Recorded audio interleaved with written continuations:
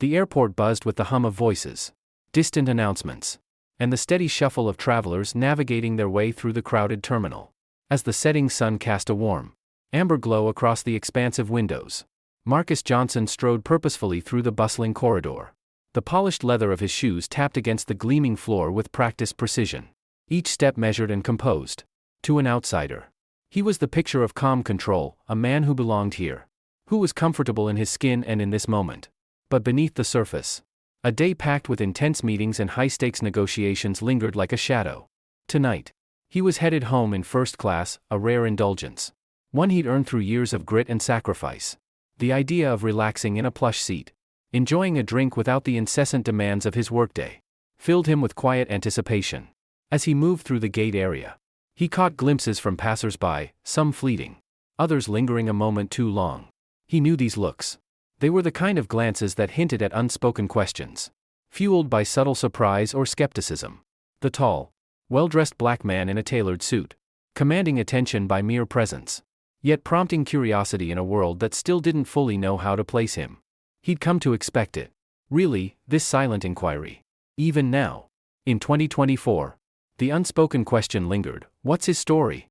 He could almost hear it whispered in the air, murmured by those who didn't quite know his journey, who only saw the polished exterior.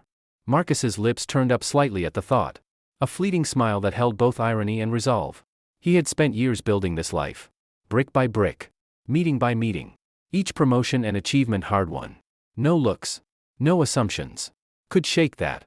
The boarding call echoed through the PA system, jolting him back to the present.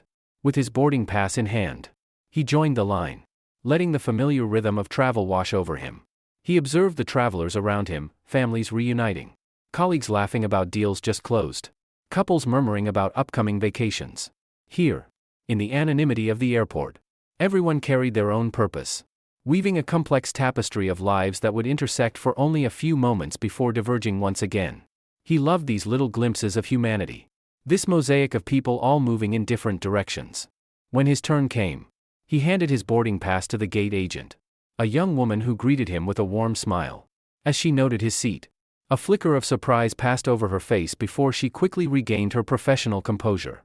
"Enjoy your flight, Mr. Johnson," she said, her voice warm but slightly hushed, as though acknowledging his presence in first class were an unexpected revelation. He nodded with quiet assurance, a man well acquainted with this reaction. Yes, he was flying first class. Yes, he could afford it. And yes, he belonged there. Stepping onto the jet bridge, he took a steadying breath, savoring that distinctive scent of anticipation mixed with a hint of stale air, a familiar aroma for anyone who traveled often. Every time he approached a plane, there was a sense of embarking on something new, of leaving one world behind and entering another, even if just for a brief flight. Today, that excitement held a deeper, almost comforting layer, a well-earned respite at the end of a demanding week. As Marcus stepped onto the plane, he was met with the warm smile of a flight attendant who directed him to the left, into the sanctuary of first class.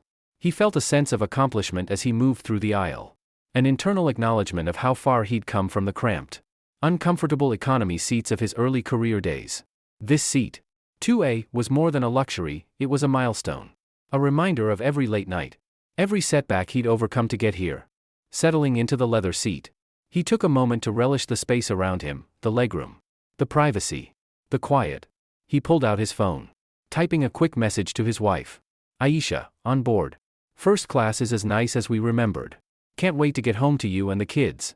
Love you."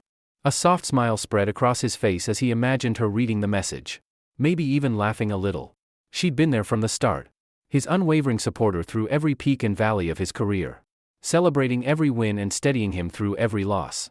He could almost see her face light up with pride, a vision that steadied him in this brief, peaceful moment. Yet as he was about to switch his phone to airplane mode, a commotion broke out near the front of the cabin. The voice was unmistakable, sharp, demanding, laced with irritation. And as Marcus looked up, he saw her, a woman impeccably dressed, her expression one of absolute certainty as she bore down on his row. "This is going to be interesting," he thought, steeling himself as the first crack in his well-earned peace began to form. Marcus leaned back into the plush leather of his seat, feeling the exhaustion of the day start to loosen its grip. The hum of boarding passengers filled the cabin, a comforting backdrop of rustling bags and polite murmurs. He allowed himself a deep, satisfied breath, grateful for a few moments of calm.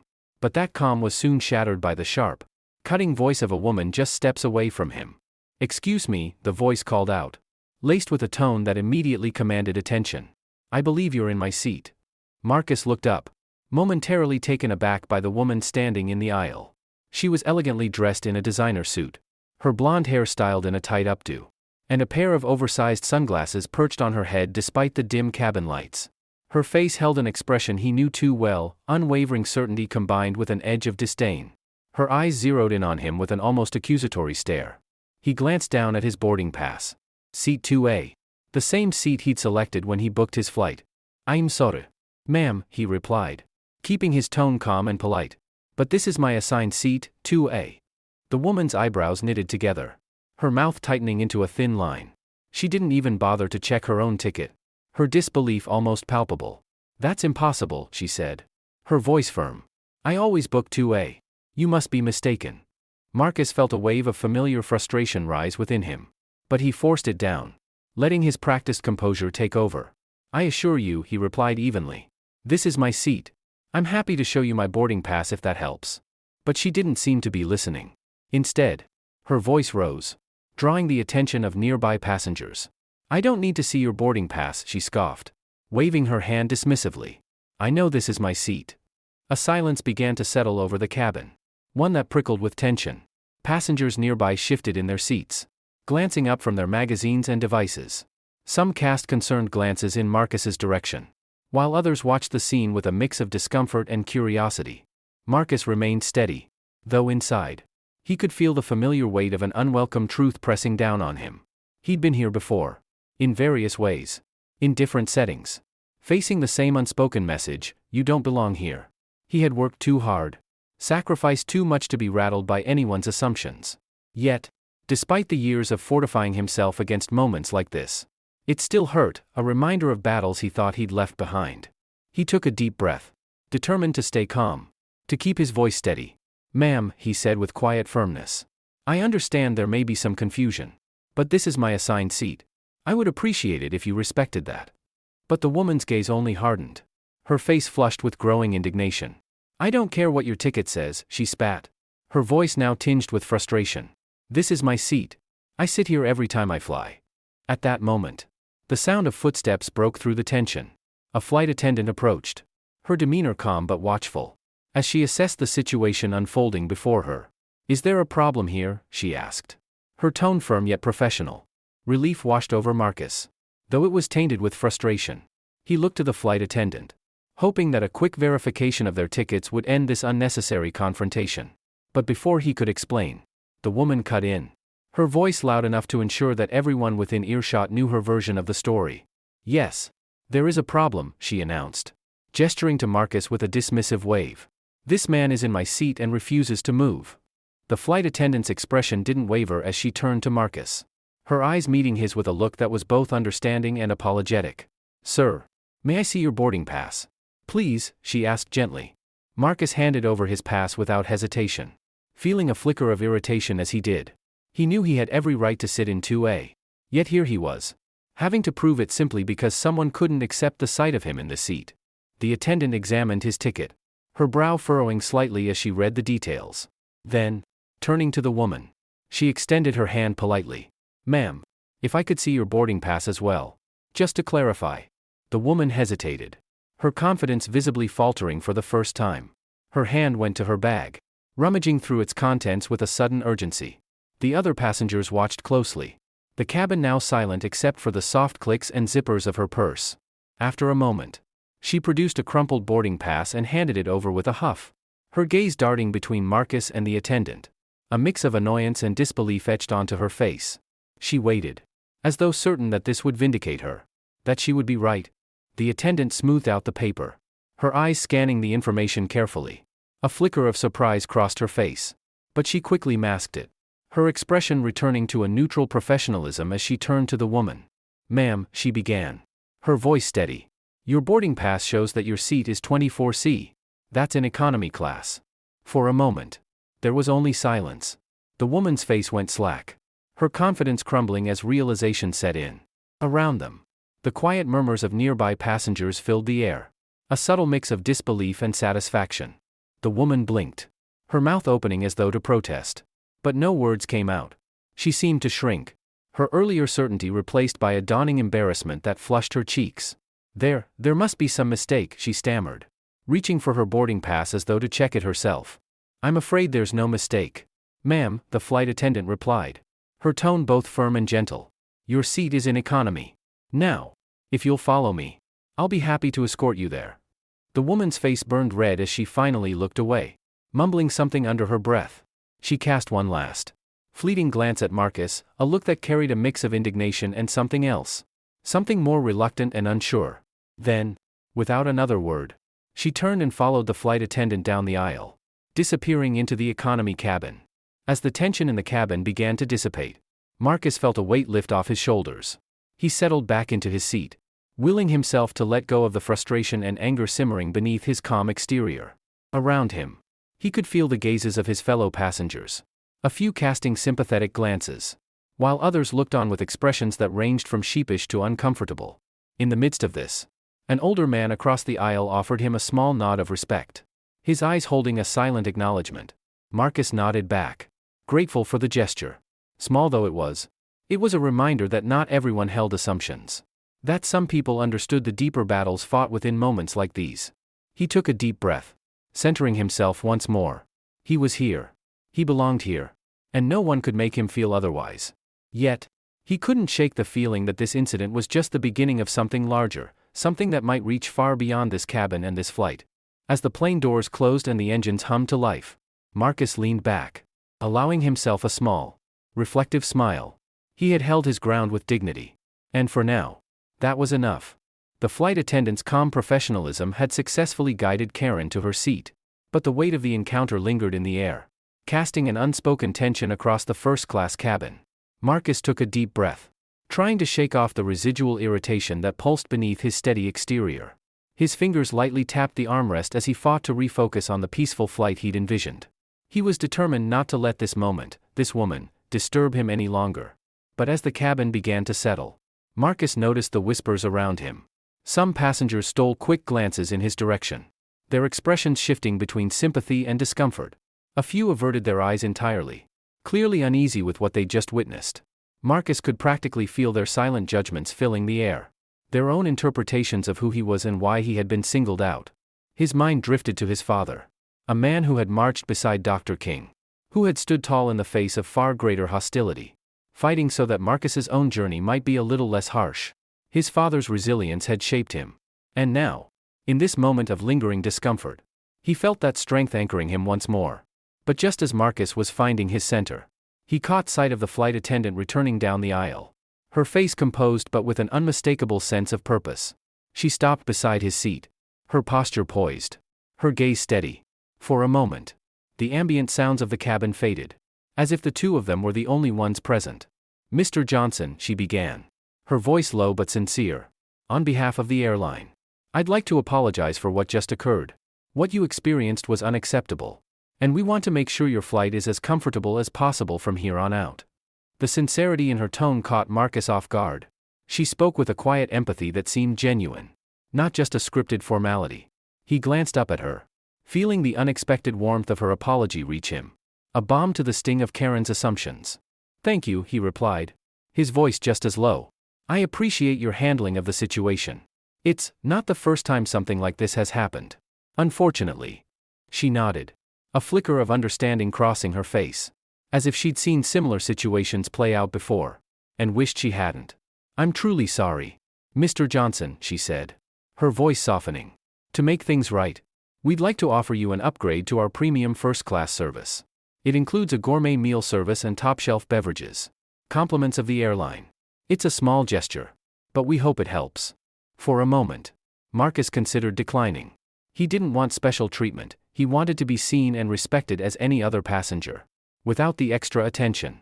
But then he realized that the flight attendant's offer was not just about making up for a momentary discomfort, it was an acknowledgement of the dignity that had been undermined, a recognition of the wrong that had been done. That's very kind of you, Marcus replied with a small, gracious smile. Thank you. I'll accept. As she moved on, Marcus noticed the subtle shift in the cabin. Those who had been eavesdropping, who had cast glances his way, now seemed more aware. Their expressions a blend of sympathy and perhaps even self-reflection. A small group of passengers had witnessed the confrontation and now seemed to be rethinking their own assumptions. Their own reactions to the man in 2A. Across the aisle, an elderly gentleman leaned over slightly, catching Marcus's eye. "Young man," he began, his voice gentle but firm. "I must say, you handled that situation with remarkable grace. I don't think everyone in your position would have managed so well." The man's words were a welcome reminder that not everyone viewed him through the lens of prejudice or skepticism. Marcus felt a wave of gratitude, and he nodded in acknowledgement. "Thank you, sir. Sometimes, you just have to stay steady." The man gave a warm smile. "You're right about that," he replied. "It's a shame you had to experience such treatment. But it seems the world still has a ways to go." As the flight prepared for takeoff, Marcus could feel the attention lingering. A quiet conversation unfolding around him, punctuated by whispers and stolen glances. Yet, rather than feeling exposed or diminished, he found himself invigorated by the ripple effect the incident had created. The first-class cabin, usually a place of silent luxury, had become a subtle forum for thought and reflection. A setting for quiet conversations on race, dignity, and the way people perceived each other. A middle-aged woman a few rows back cleared her throat, leaning slightly forward.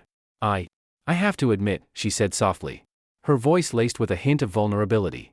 "When you sat down, I was surprised. I didn't even realize it. But I was. And seeing what you just went through, it's made me think about my own biases. The ones I never acknowledged." Her words hung in the air, and a few heads nodded in quiet agreement. Marcus met her gaze, offering a gentle smile. "Thank you for saying that. It's not easy to confront those parts of ourselves. But recognizing them is the first step." Her face softened, and Marcus could see the shift in her expression, a look of genuine introspection. A desire to understand and change. One by one, other passengers shared similar sentiments, admitting to their own fleeting assumptions, opening up to the possibility that they, too, had been wrong. Marcus listened, responding with grace when addressed, but mostly allowing the conversation to flow. It was both heartening and humbling to witness a group of strangers, brought together by a moment of tension, choosing to confront the biases that often remained hidden, unspoken, unchallenged. As the plane finally began its ascent, Marcus found himself looking out the window at the vast expanse of sky, feeling a sense of quiet resolve settle within him. Today, he had been reminded of how deeply rooted certain prejudices remained. Yet he had also seen firsthand the power of a dignified response. People, it seemed, were willing to listen, to examine their assumptions and perhaps even change. His thoughts drifted to the life he'd built, the family waiting for him at home, and the generations before him who had fought for dignity, justice, and equality. He'd been taught to carry himself with grace, to embody resilience, to stand tall in the face of prejudice. And today, in this unexpected moment, he felt that strength in every fiber of his being. As he leaned back, eyes fixed on the endless horizon, a sense of purpose rose within him. The journey ahead, he knew, would still have its battles, but today had given him hope, and that was a start. The flight climbed steadily, leaving the ground and the lingering tension of the boarding incident behind. Marcus gazed out the window, watching as the city below shrank, the lights fading until they blurred into a mosaic of stars scattered across the earth. His fingers relaxed on the armrest, his heartbeat finally beginning to slow. He had faced moments of prejudice before, but this one had struck a raw nerve, reaching into the well of strength he had always kept close. Yet here, at 30,000 feet, he found himself feeling something unexpected, renewed resolve. The soft glow of the cabin lights bathed first class in a quiet, muted elegance, and the hum of the engines droned on, filling the space between him and his fellow passengers. But in that moment, a quiet hush filled the cabin, one that felt thicker than the usual comfortable silence of a first-class flight. It was as though the air itself carried the weight of the exchange that had just unfolded. Across the aisle, an older gentleman, who had been quietly observing, leaned slightly toward Marcus. His voice was calm, his tone low but resonant enough to draw Marcus's attention. "I've flown more flights than I care to count," he said, nodding to Marcus. "And I've seen my share of incidents. But I've rarely seen anyone handle a situation with such grace as you did. Young man. Remarkable composure." Marcus met his gaze, the sincerity in the man's words cutting through the lingering frustration within him. "Thank you," he replied, feeling a mix of gratitude and fatigue in his voice. I suppose you get used to dealing with these kinds of things. Though it never really gets easier. The older man nodded knowingly, his eyes softening as he leaned back, seemingly lost in thought. The world, sadly, doesn't always grow as quickly as we'd like, he said, almost as if speaking to himself. A small, almost hesitant voice emerged from a few rows behind them, cutting through the hushed atmosphere. I have to admit, when I saw you sit down, I had a moment of surprise. And I didn't even realize it until now. The speaker was a middle-aged woman. Her face a mixture of embarrassment and something else, a vulnerability that caught Marcus off guard. She looked down briefly, almost as if ashamed, then met his gaze, her eyes reflecting a quiet determination. Seeing what happened, it made me realize how quick I am to make assumptions. I'm sorry if I was part of the problem, even in a small way. Around them, other passengers were watching, some with expressions of discomfort, others of curiosity, and a few with empathy. There was a palpable shift in the cabin. As if her honesty had opened a door no one had dared approach before. Marcus held her gaze, offering a soft nod. Thank you for acknowledging that, he replied, his voice gentle.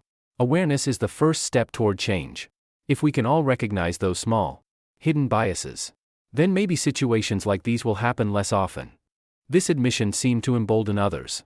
Another passenger, a man in his 40s dressed in business attire, cleared his throat.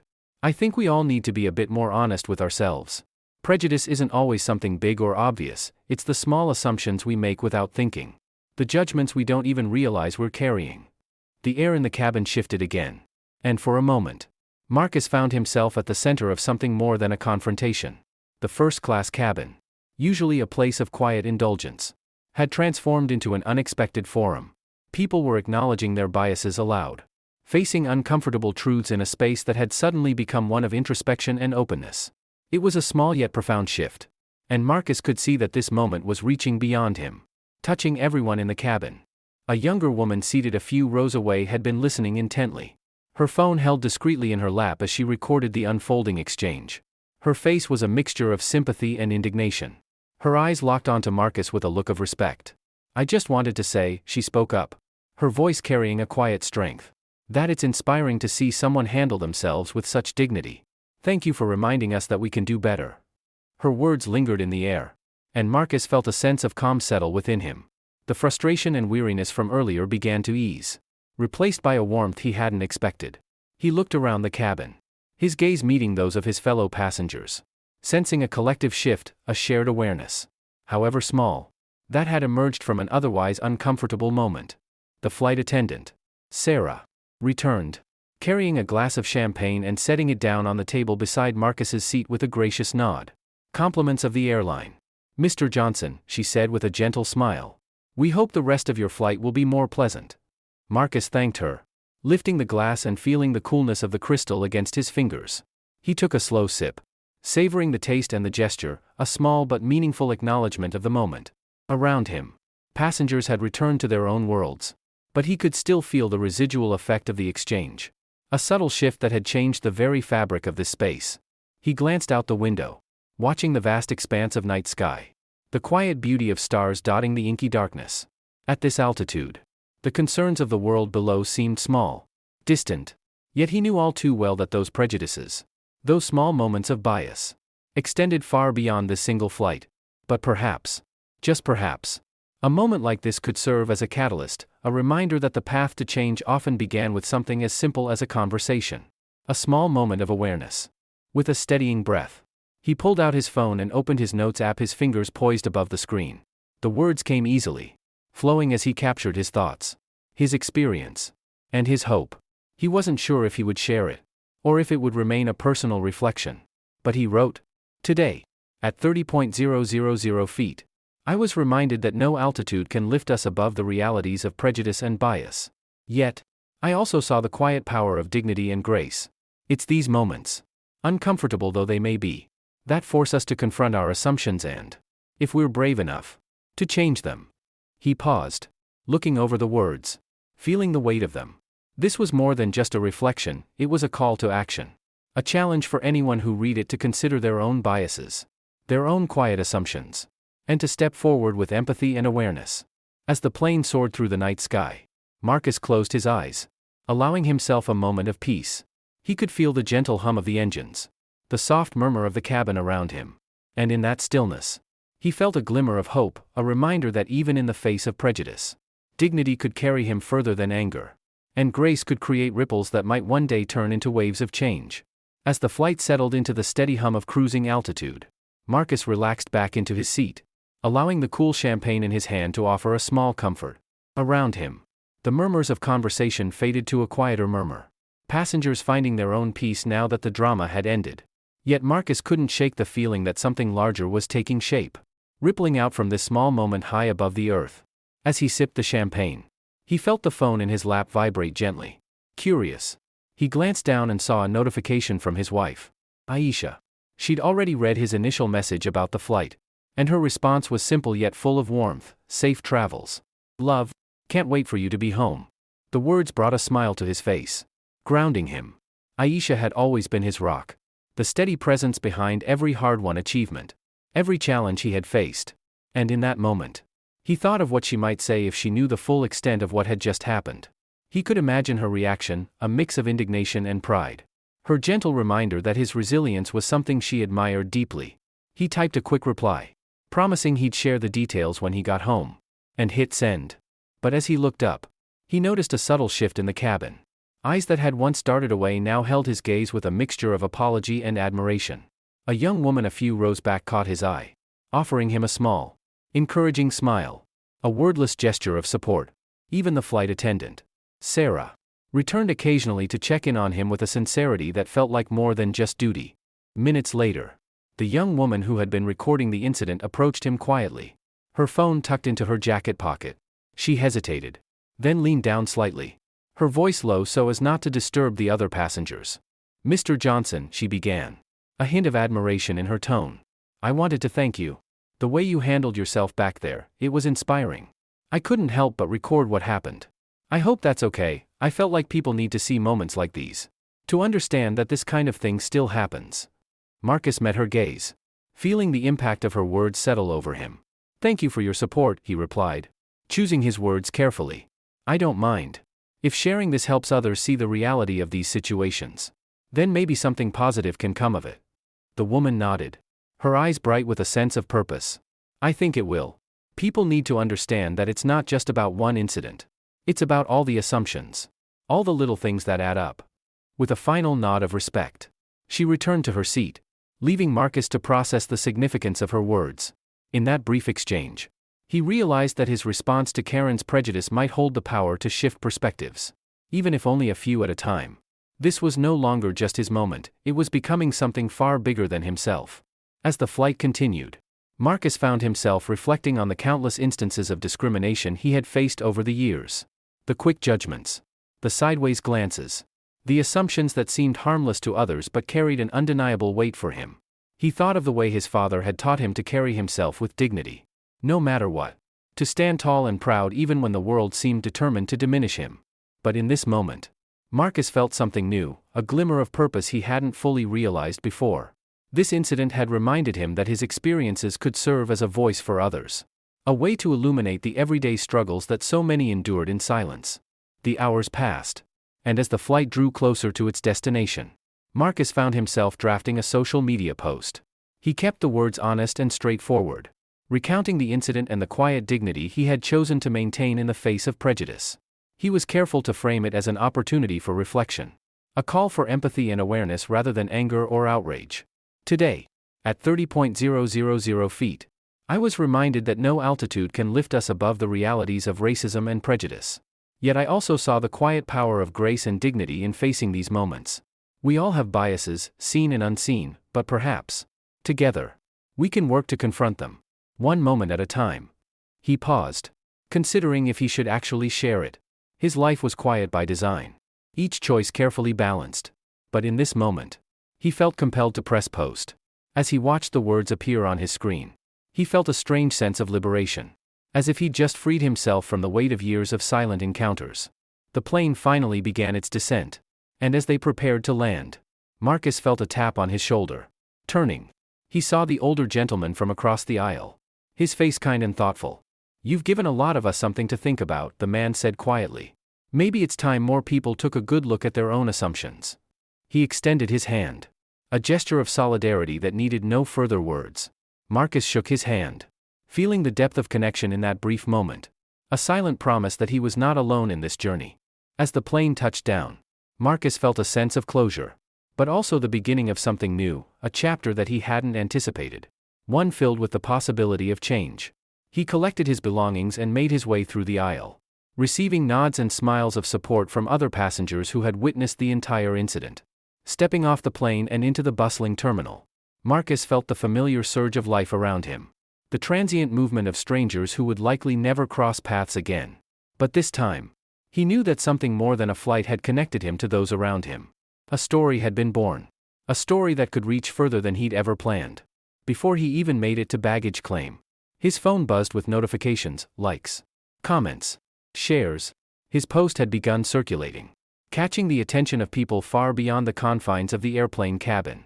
As he read through the early responses, people sharing their own experiences, expressing outrage at the prejudice he had faced, or simply offering words of solidarity, he felt a quiet satisfaction.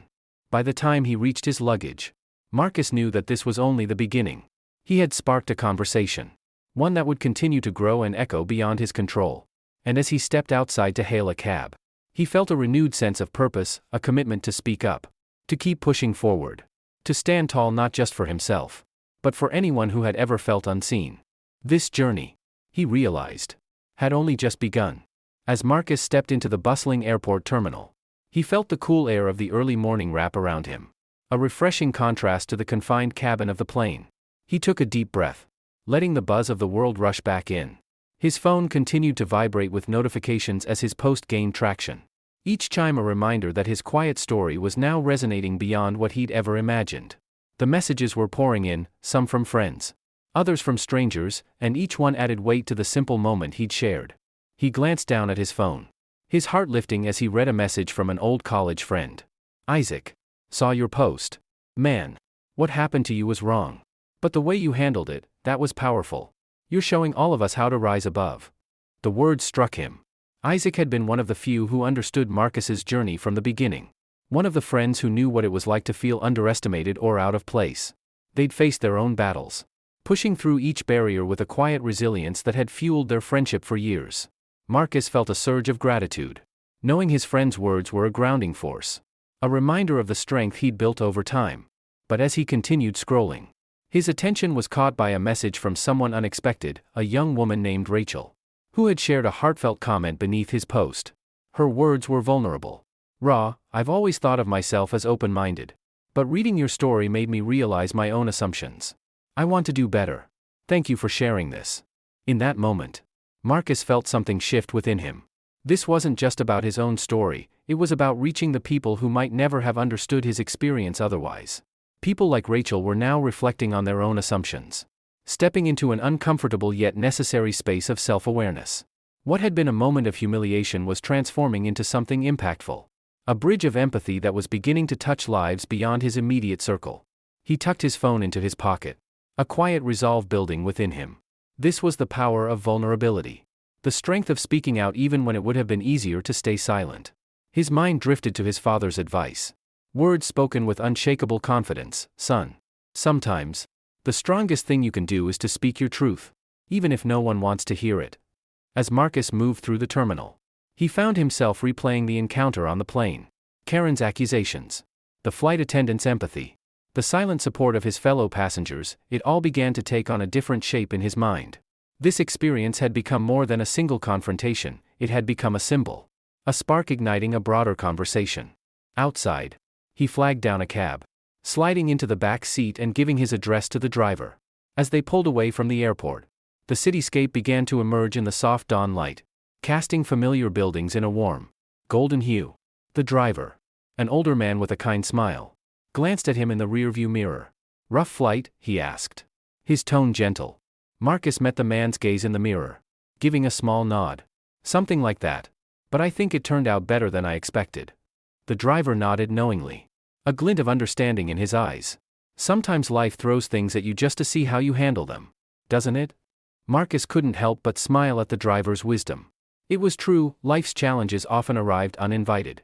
testing his resilience in ways he could never anticipate. And in those moments, he'd learned that dignity was its own quiet power. A strength that allowed him to remain steady even when the world tried to unbalance him. The cab ride was short, and soon Marcus was stepping out onto the quiet street in front of his home. He made his way up the path, the familiar scent of the morning air filling him with a sense of peace. As he unlocked the front door, the warmth of his home wrapped around him like a comforting embrace. He was home, at last. Inside, he found Aisha waiting, her face lighting up as she caught sight of him. She crossed the room in a few quick steps, pulling him into a tight embrace. "Welcome home," she whispered, her voice filled with relief and affection. He held her close, grateful for the familiar comfort of her presence. After a moment, she pulled back, looking up at him with a mixture of curiosity and concern. "I saw your post," she said softly. "I couldn't believe it at first. Are you okay?" Marcus nodded, brushing a hand gently against her cheek. "I am now," he replied, his voice steady. It was intense, but it made me realize something. I've been given a platform. Aisha. I didn't ask for it, but maybe I'm meant to use it. She tilted her head, a small smile tugging at the corners of her mouth. "You've always had that platform, Marcus. This just made you see it." They sat down together, scrolling through the flood of comments and messages. People from all walks of life were sharing their own stories of facing prejudice in unexpected places, expressing gratitude for his courage to speak up. The hashtags #MyFirstClassStory and #Dignity over Prejudice were already trending, creating a virtual space where people could connect, share, and reflect. Aisha handed him her phone, her face thoughtful. "You should see this one," she murmured, pointing to a comment from a young black medical student. "Your story gave me the courage to confront the microaggressions I face in my program. I thought I was alone, but now I know I'm not." Reading those words, Marcus felt an unexpected swell of emotion. This young woman, facing her own challenges, was finding strength through his story. She was part of the next generation.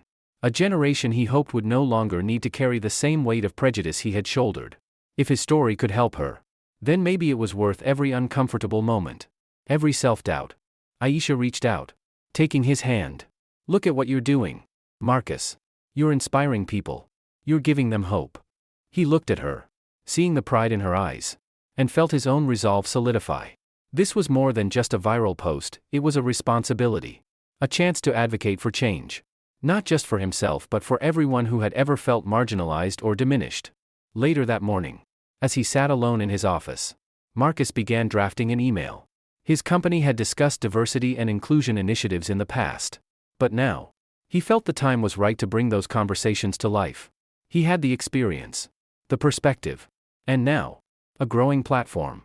He proposed a task force, a dedicated team to address and dismantle the biases that still lurked within the corporate world, to make sure that every voice, regardless of background, was valued and respected. With a final click, he sent the email, feeling a strange mix of anticipation and excitement. This was the first step in a journey he hadn't planned, but one that he was now fully committed to. As the day unfolded, Marcus continued to receive messages, each one adding a layer to his resolve. His story had sparked a conversation, but now it was up to him to keep it alive, to ensure that his voice, and the voices of those who had supported him, would continue to resonate long after the headlines faded. And as he glanced out the window, watching the city come to life under the morning sun, Marcus felt a quiet surge of hope. This was just the beginning. His voice was no longer just his own, it was part of something larger. A ripple of change that he was determined to see through. The next morning, as Marcus prepared for work, he found himself caught in the glow of his phone screen, scrolling through the growing storm of responses his post had sparked. His simple words, crafted out of frustration and hope, had taken on a life of their own. What he'd expected to be a single moment of reflection had ignited into a full-blown conversation, spreading far beyond his network. As he scrolled, he found himself swept up by the stories people were sharing. There were messages from Black professionals who had experienced similar instances of prejudice and isolation in spaces where they felt they had to constantly prove their worth. There were also messages from allies who shared stories of witnessing these incidents and how they'd been challenged to speak up. And then there were messages from people acknowledging their own blind spots, moved by Marcus's grace in facing something so humiliating. A quick notification flashed on his screen. An article had already been written about his post. It was from a prominent news site, the headline reading, First-class bias, how one executive's viral story is shifting conversations on prejudice in luxury spaces. Marcus took a deep breath as he opened the article. Reading the reporter's take on the incident and the ripple effect it had sparked. The article highlighted some of the comments on his post, noting how people across industries were joining in the conversation with the hashtags #MyFirstClassStory and #DignityOverPrejudice. He was still processing the response when his phone rang, pulling him back to reality. He glanced at the caller ID, David. His boss. Marcus braced himself, feeling a mix of anticipation and anxiety. He wondered if this sudden spotlight would impact his job, his carefully built career, or if David would want him to remove the post to avoid unwanted attention for the company. Marcus. David's voice was warm but carried a hint of seriousness. I just saw the post. I had no idea you went through that on your flight. I'm so sorry you had to face something like that. Marcus felt a wave of relief, David's genuine concern cutting through his initial worry. Thank you, David. It was unexpected, but I thought sharing it might encourage a bigger conversation. I never thought it would get this kind of response. Neither did I, David admitted, his voice softer. But honestly, it's inspiring to see the impact it's having. We've talked about creating more meaningful diversity and inclusion initiatives here. And, well, seeing the response to your story has convinced me we need to push forward with those plans. Marcus's mind whirled, barely able to believe what he was hearing. He had long advocated for stronger diversity initiatives. But in a world where these ideas often felt relegated to empty promises, he hadn't imagined they'd actually come to life. David continued, his voice filled with purpose. I want to ask if you'd be interested in leading a task force on this. David said, I know this is a lot to ask, but you're in a unique position to help us move beyond words and make this company a place where no one feels like they don't belong. Marcus felt the weight of the offer settle over him. A blend of responsibility and opportunity. This was bigger than he'd anticipated. A chance to create real change from within. He took a breath, steadying himself. David, I'd be honored. Thank you for this opportunity. It's time we take concrete steps, and I'm ready to help lead them. As he hung up, a flood of thoughts poured through his mind. He felt a rush of excitement, tempered by the knowledge that this task would require patience, persistence, and courage. Yet, he knew he was ready. He wanted to build something meaningful. Something that would honor the hard work of generations before him who had faced similar struggles and dreams.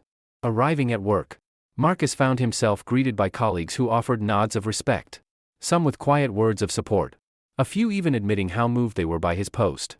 But the true test lay in the task ahead. As he settled into his office, he opened a blank document, feeling the weight of this new responsibility. This would be more than just a one-time initiative, it would be a cultural shift. A chance to reshape the workplace environment so that no one else would face the silent struggles he'd faced throughout his career. Within a week, he and his team had outlined the first steps for the initiative. They would address hiring practices, unconscious bias training, and mentorship programs for minority employees. Marcus envisioned a place where everyone could walk through the doors knowing they were valued not just for their skills, but for the richness of perspective they brought with them. For the first time, he felt a glimmer of hope that real change was possible. That evening, as he unwound at home with Aisha, they found themselves scrolling through his post again, watching as the comments continued to flood in.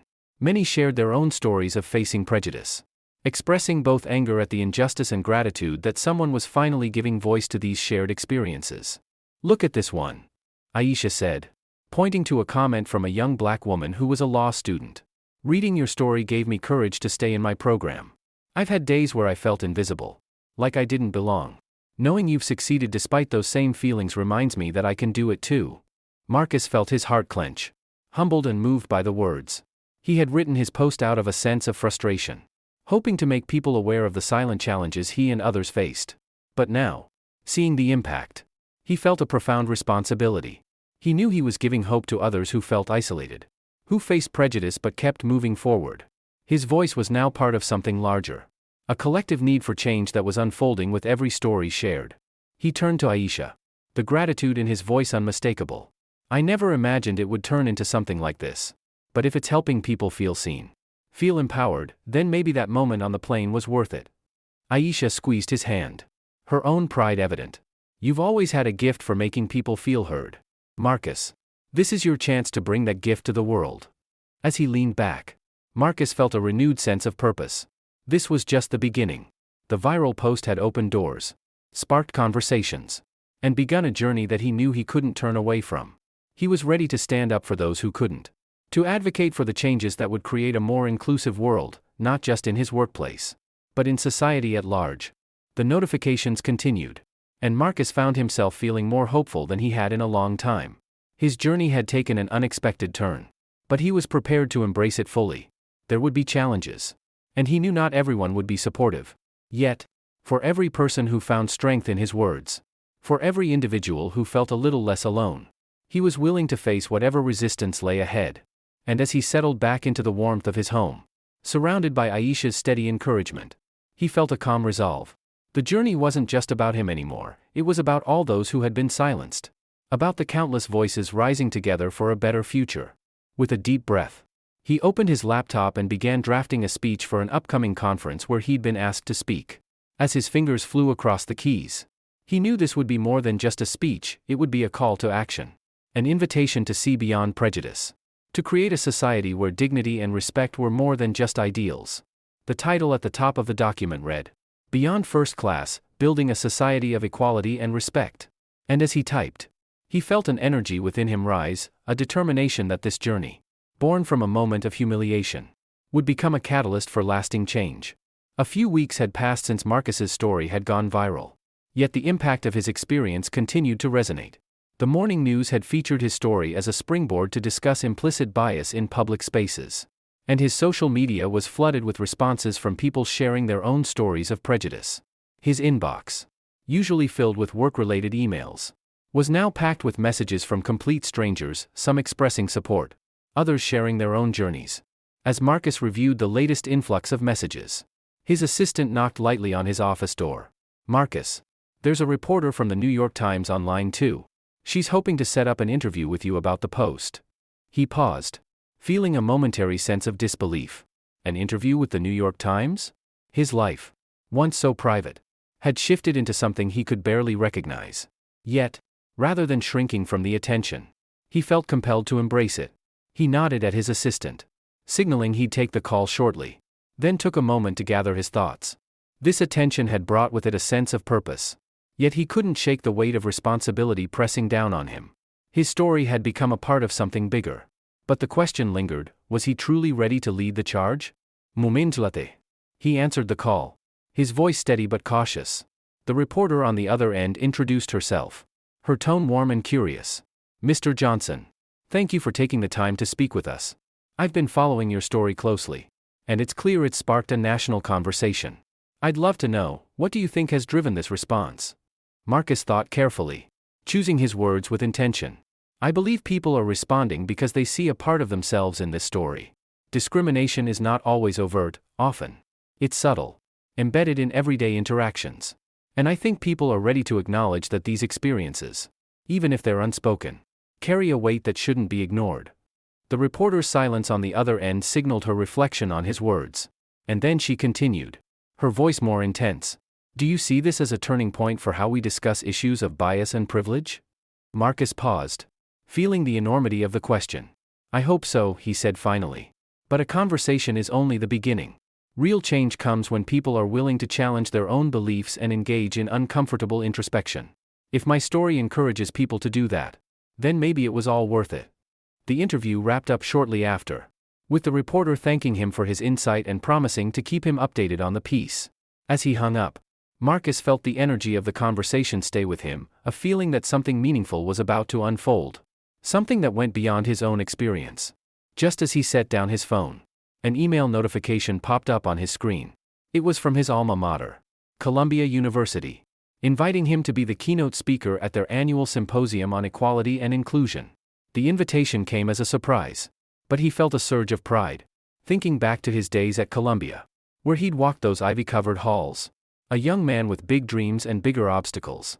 Now, he would return not just as an alumnus but as a voice for change. That evening, Marcus shared the news with Aisha, who listened intently, her face alight with pride. "This is incredible. Marcus," she said, reaching for his hand. "You've worked so hard for moments like this. You've earned every part of this journey. But it's more than just an invitation." Marcus replied, his voice thoughtful. "It's an opportunity. A chance to address things that so many people are afraid to talk about. Aisha smiled, squeezing his hand. Then say it. Marcus. Speak for the ones who can't. Tell your story. And let it mean something. As he began preparing his speech, Marcus thought about the people his story had reached, the law student who'd been inspired to speak up, the colleagues who had shared their own experiences with him privately, and the young people of color who had messaged him, thanking him for being a symbol of success in spaces that often felt inaccessible. He knew he needed to capture not just his story, but the weight of these stories, to lend his voice to the collective call for change. On the day of the symposium, Marcus arrived at Columbia, feeling a wave of nostalgia mixed with anticipation. The campus was alive with students and alumni, buzzing with excitement as they filled the grand auditorium. He took a deep breath, centering himself as he stepped onto the stage. The lights were bright, the crowd attentive, their faces a sea of expectation. 2 months ago, he began, his voice steady.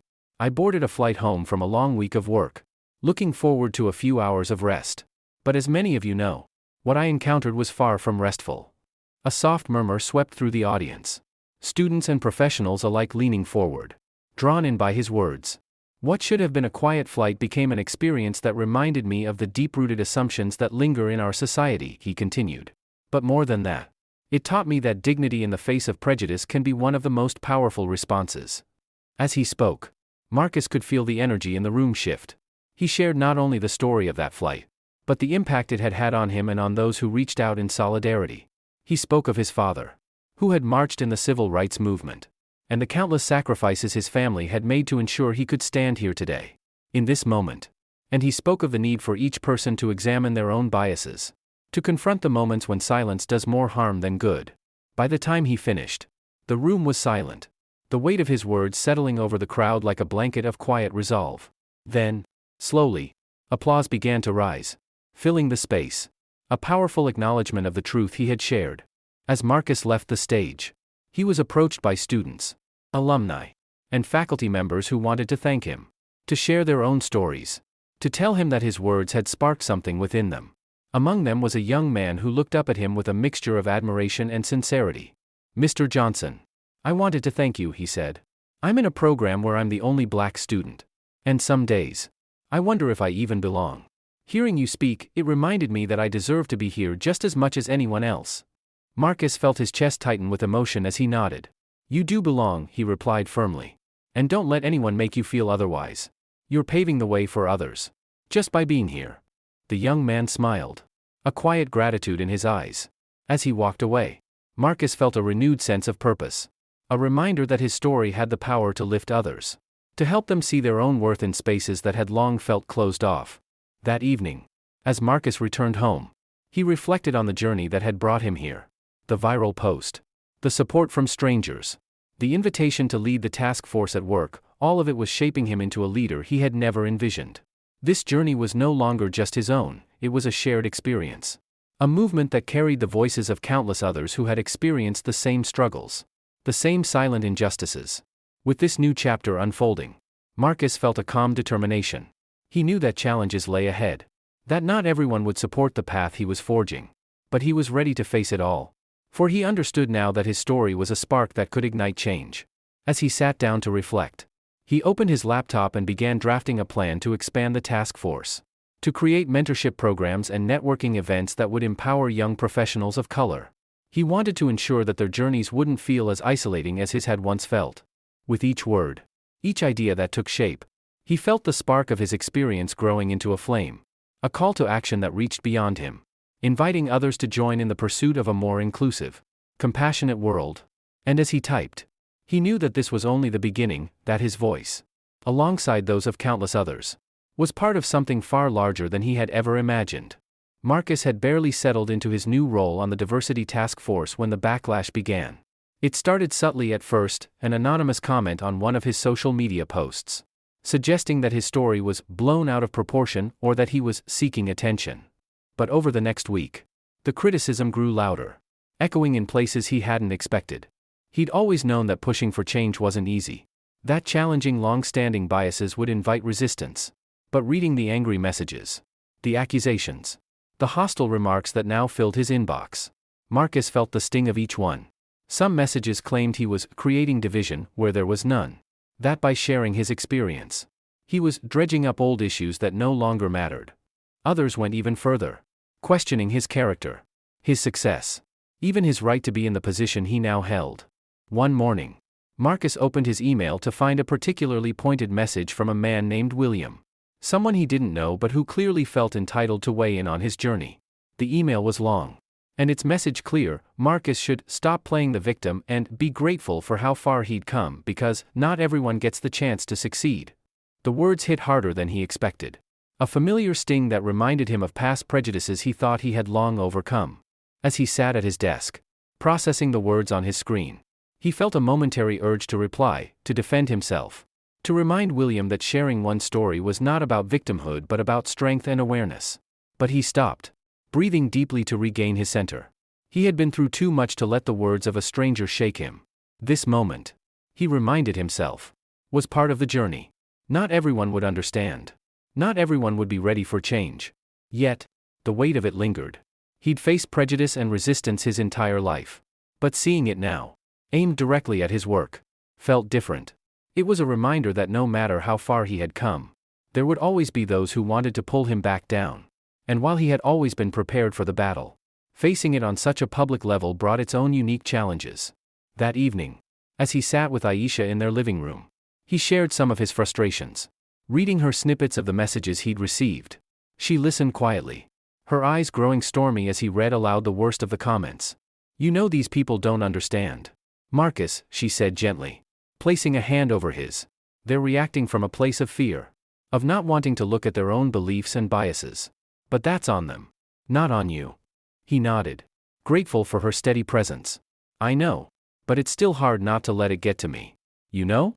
I feel like I'm carrying not just my story but the weight of so many others who have experienced the same thing." Aisha's face softened, and she looked at him with a quiet determination. "And that's exactly why you can't stop. You're not just speaking for yourself, Marcus, you're speaking for all those people who don't have the platform you have. For every angry comment you get, there are a dozen others who feel seen, understood, and encouraged because of you." Her words sank in, a grounding reminder of the purpose that had driven him to share his story in the first place. Marcus took a deep breath, letting go of the anger and frustration he'd been holding on to. He couldn't allow himself to be distracted by the negativity. His mission was bigger than that. The next day, as he arrived at work, he felt a renewed sense of focus. Despite the challenges, he was determined to continue pushing forward with the task force's goals. He held meetings with the team, discussing plans to implement unconscious bias training, to foster mentorship programs for underrepresented employees, and to ensure that each employee, regardless of their background, had a voice at the table. But even within the workplace, he encountered resistance. Some colleagues, though polite on the surface, seemed uncomfortable with the changes he was championing. In meetings, they would glance away, their expressions guarded, their silence speaking louder than words. Some questioned the need for the task force, suggesting that the company was already diverse enough. Others hinted that these initiatives were unnecessary or divisive. During one particularly tense meeting, a senior executive, Mark Thompson, crossed his arms, his voice dripping with skepticism. "I just don't see why we're putting so much focus on this, Marcus," he said, his gaze steady but cold. "This isn't the 1960s anymore. We've come a long way. Shouldn't we be focusing on more productive things than rehashing old issues?" Marcus looked at him, feeling the weight of the entire room's eyes on him. This was exactly the kind of confrontation he had anticipated. The kind of pushback that made every step forward feel like a struggle. He held Mark's gaze, his voice calm but firm. "I understand your perspective, Mark," he replied. "But the reality is that these issues haven't gone away. They've just become more subtle, harder to address. This isn't about rehashing the past, it's about ensuring that we're building a future where everyone feels included and valued. Our company's success depends on that." Mark's expression shifted slightly, a flicker of discomfort crossing his face.